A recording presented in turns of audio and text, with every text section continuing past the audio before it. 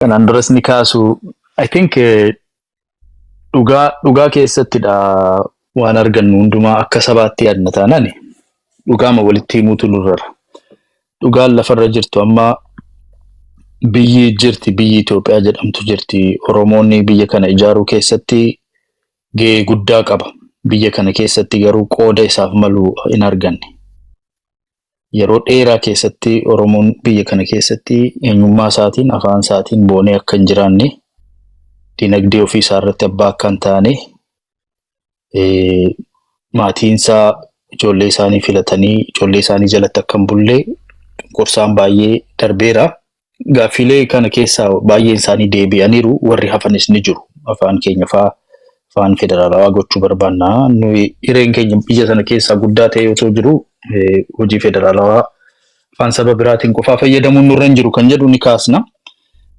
Mootummichis numan godha jechaa jira. Egaa isarratti wal gotatuutu jira. Akka biyyaatti garuu biyya kana ni diigna jechuun inni balleessaadha.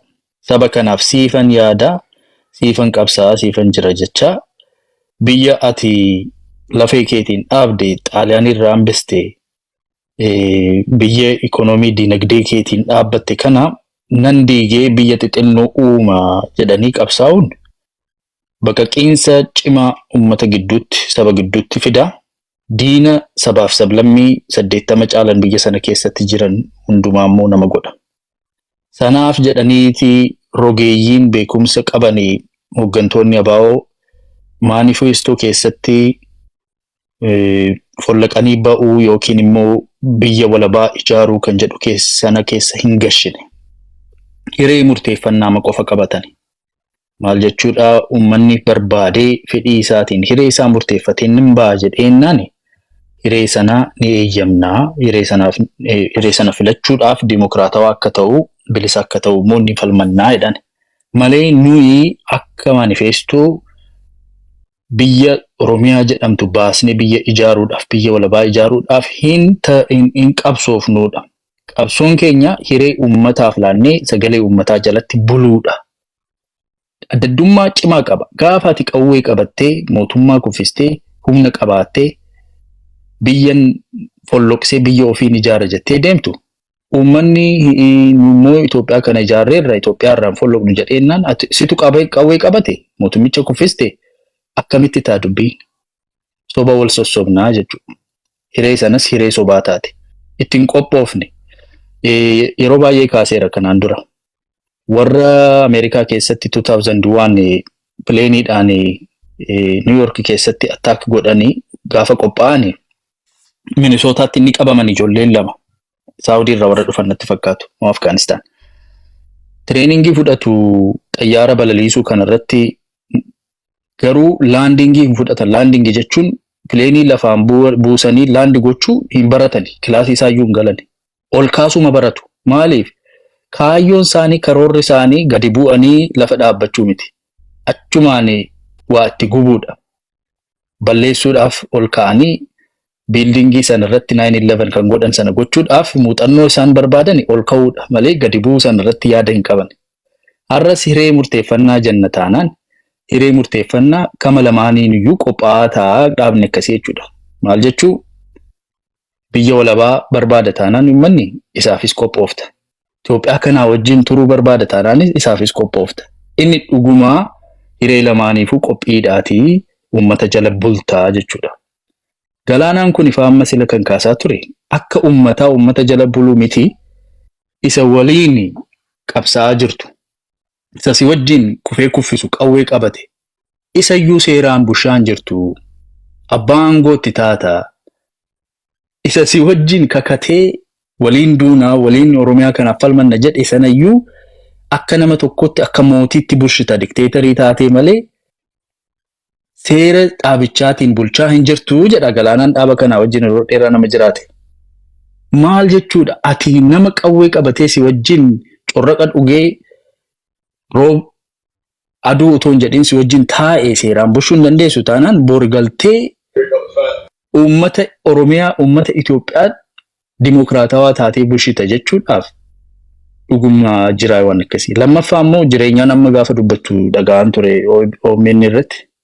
OMN irratti akkamitti akka itti dheekkame gaazexeessaa intina maayini maqaan jedhamu Directoras Dajaneetti akka itti dheekkame maal jedhee gaafate Dajaneen Oromiyaa keessatti namni ni ajjeefama ni dararama. Kana keessatti waboon harka qabaa'ee jedhee gaafate naan ololaa maal jedhee ukkaamse gaazexeessaa.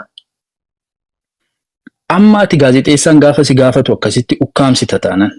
Si gidduudha gaaffiin seeraa ka'ee naan ni ukkaamsita taanaan. Biyya alaatiin ni ukkaamsita taanaan.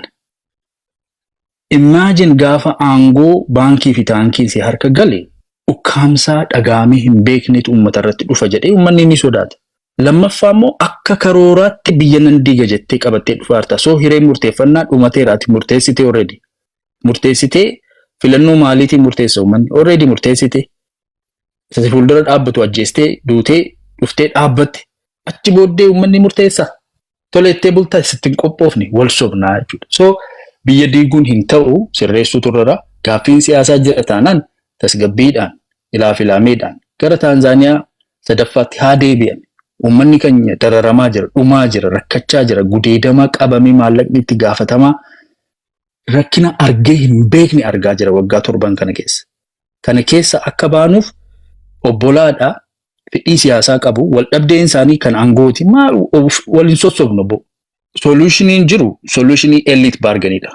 Wal bira ta'anii wal fuuldura ta'anii dhugaa walitti himanii akka obbolaa wal kabajanii rakkina uummata keenya gidduu jiru kana furachuutu nurrara. Isa siyaasaa kan sabaaf ta'u ni beekama. Sabni kuni amma ecosystemii jiru geopolitics jiru kana keessatti biyya xinnoo goonee biyya ofii keenya fulloqsinee baanii maal kan jedhu dramatization inuma hin ta'u inuma hin jiru. Isuma jiru kana keessatti Oromoon kan ga'ee ofii argateennaan gaa caalaadha. Isuma irratti wal bira haa dhaabbannu. Olaantummaa seeraa barbaanna, dimokiraasii barbaanna, mirgi keenya akka kabajamuu barbaanna, obbolaan keenya, hogganoonni keenya kanaaf haa hojjetanii isaaf waliin dhaabbannee dhiibbaa yoo goone firii guddaa arganna fayyaa ta'u nuuf kolchaamu. Akka mooltan nagaa jirtu fayyaa keessanii baga jiraattanii warri halkan keessa jirtan halkan gaarii guyyaa keessa irra jirtan guyyaa gaarii. I think mata dureen amma irraa tuttuqame kun kaleessa galgala manooyii keessatti illee gadaa araaraa biratti wama kanarraa dubbataa turre. Oromoon taa'ee mari'achuu qaba, mari'achuu qaba. Wanti guddaan ilmi namaa beekuu qabu Oromoon taa'anii mari'achuu illee baargeen wanti jedhame kun kana eenyullee wanti gufuu watakka namnummaan diyaaspooraan wanti gaafachaa tureyyuu kan. Taa'aa mari'adhaa. Akka tagaaruu wajjin walii galtanitti qabsaa'ota Oromoo ilmaan Oromoo bosona keessa jiraniin illee taa'aa waliin mari'adhaa. Honest ta'aa qulqulluudhaan mari'adhaadha. Yeroo tokko karaa dheeraa deemamee walii galle jedhama then hayyoota jijjiiran. Mootummaan Itoophiyaa Abiy wanti inni godhu yeroo anaaf ayyaanaan har'a osoo walii galle boru ganama eenyuun fidaa kan waa takka quban qabne kan humnaan deemu fidaa then dubbiin kufa adeemaa jechuudha. Inni biraa ani deengadallee kaleessuma galgalaayyuu ajandaa kan ta'e tokko waa'ee Jaalmarroon dubbate jedhamu wanti inni jedhee Itoophiyaa keessatti akkamitti akka qabsaan maaliif akka qabsaan kan dubbatedha. Jaalmarroon faatii guyyama ammas as deebistanii biyya sana diiguu fi wanti jedhu ajandaan ka'u kunummaanu I don't think it is the right agenda jechuummaan kunu sirrii natti hin fakkaatu. Because Jaalmarroon faatii warra dhaqawwee harkaa qabu biyya diiguu danda'a jedhamu isaanii yoo ta'e. Kaqawwee harkaa hin qabne abadan biyya diiguu hin danda'u. Namni ulee harkaa hin qabne saree ofirraa dhoorguu hin danda'u. Waan biraa dhiisiti. Yoo humna gamtaa qabaate qofaadha kan isaan ofirraa godhu gamtaan bakka hin jirretti jechuudha. So yoo eenyutu adda biyya kana diigna jedhaa jira ajandaa biyya diiguu fidama. Osoo ka ajandaa biyya diiguu qabaatanii Taanzaaniyaa deemanii mari'achuun maaliif barbaachise? In jiru. Jaal Daawud Ibsaa fa'aati wanti biyya galanii biyya keessa jiraniif biyya diignaaf miti. Jaal Kafaa'oon wanti biyya san keessa jiraniif Itoophiyaa diignaadhaaf miti.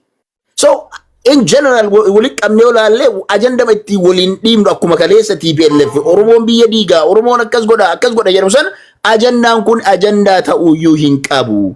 There is no political program that says dhabamee jira. Independent Oromiyaa kan ijaarra jedhu dhaaba siyaasaa tokko ture inni ndoom dhaabichi sun dissolve ta'ee badee jira. Dhaabichummaanu ka clear godhee independent Oromiyaa ijaarra kan jedhu jechuudha.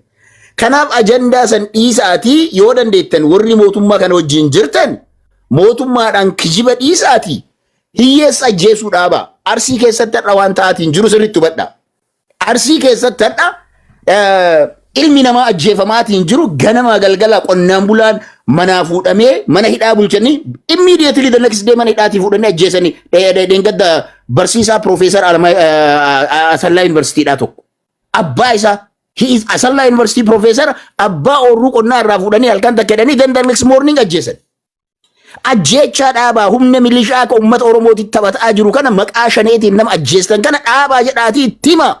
Ayyaanaan faati amma sagalee qabdan okay isin dhagaan garuu paarlaamaa sanillee yoo agarte caffee Oromiyaa yoo agarte dhagaan dhaha jennaan harkatumu kijibanis harkatumu dhugaa dubbatanis harkatumu paarlaamaan barate jedhamu hayyu jedhamu dhugaa yoom dubbatee lakke Abiyyi keenya si jaalanna wanta tar'a jette kun sirriidhaa miti isii tana nuu sirreessi karaa dhugaa irra nu deebisi namni jedhu tokkochi hin dhabame caffee keessa gurbaa tokkocha ol ka'eetiin Taayyee isa jedhamu hidhatti darbanii waggaa 7 murteessan. Hangaasaan hanga xiqqoo wit inni jedhee yeroo inni dubbateetiin inni jedhuuf deemu har'a bakka inni jiru hin jiru. Gurbattii tokkittii mana Amaaraa keessaa jirtu santu iyyaa jira amma dhugaa isaa taatu saba isaa taatu wama fedhe iyyuu taatu.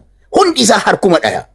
Yeroo TPLF wanti nu barate paarlaamaan walakkaan isaanii yeroo harkaayyuu bari osoma hirriba keessa osoo jiran harka baasaniiti erga dabar harka buusaa jedhamee itti himamee harka buusan hirribaa kaasan. Har'a garuu acabcaabii qofa ta'e paarlaamichi. Kaadireen dhaaba kanaallee yoo Abiyyiin jaalattan yoo sirni kun sirna Oromoof ni taa'ettan biyya sanaaf ni taa'ettan tell them the truth. Dhugaa afoo dhaabbadha. Oromoon kamuuyyuu. Oromummaan kamuu shinnigaa dabalatee jechuudha. Namni Oromiyaan hin bilisoomne yaa'u jira yoo jenne hin jiru. Namni misooma Oromiyaa jibbu jira hin jiru. Garuu wanti nuti jibbaa jirru wanti nu jibbisiise Oromoo ajjeesu. Oromoo lafarraa duguugu humnaa ol gibira itti fe'aniitiin qonnaan bulaa jireenya itti hadheessan ummata jireenya itti hadheessan biyyattii sana keessa salphannee zaman Oromoon biyya bulchaa jirutti ilmaan Oromoodhaa hadheessa galaana nyaatamaa dhumataadha silaa dhaabbachuun qabu kun akkaataan biyyi sun itti saamamaa jiru akkaataan ummanni sun jiruun itti hadhaaheetiin jiru kan jedhaa jiru anamma jiruu hadhaa'u sana warri cadhistanii faarsitan kuni mootummaa keessanii himaa ummatarraa dhaabaa gorsa. Milishaa gandaa gorsaa dhaabsisa. Kana yoo gootani, I think warri qawwee qabuu fi warri kun deebi'anii walii galuun mootummaan garaa bal'ate taanaan walii galuun jaraa fagoo jiran natti hin fakkaatu. Kanuma jechuun barbaada. Ulfaadha.